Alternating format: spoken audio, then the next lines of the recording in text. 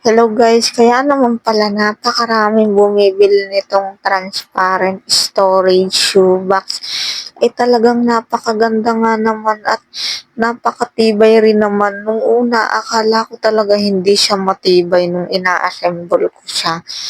So ayan, ganyan yung technique ng pag-assemble. Nung una, nahihirapan ako, hindi ko pa makuha yung technique. So ayan, para siyang puzzle. Ayan. Puwede mo rin siyang, pagdugsong-dugsongin, pagtabi-tabihin. So, ayan. Panoorin niyo lang maigi kung paano ko siya ina-assemble.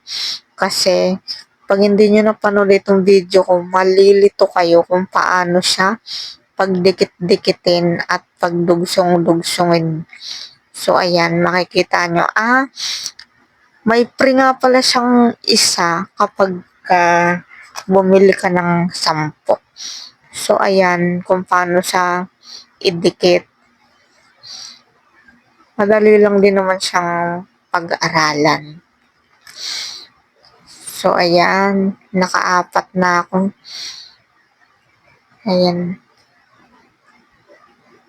Murang-mura siya and matibay na rin siya.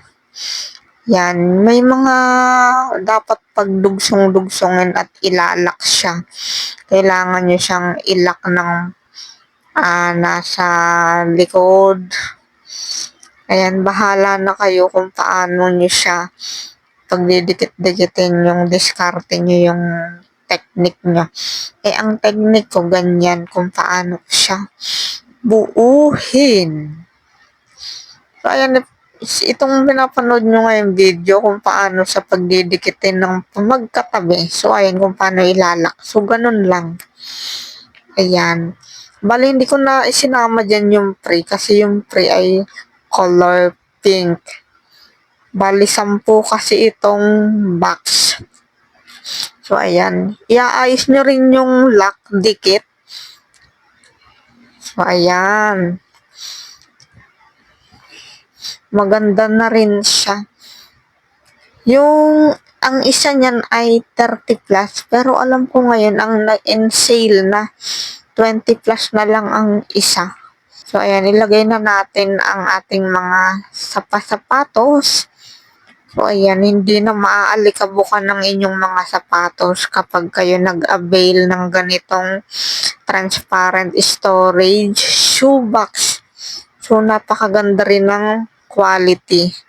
Kung gusto nyo rin magkaroon ng ganyan, i-check out nyo lang at nandyan lang yung yellow basket.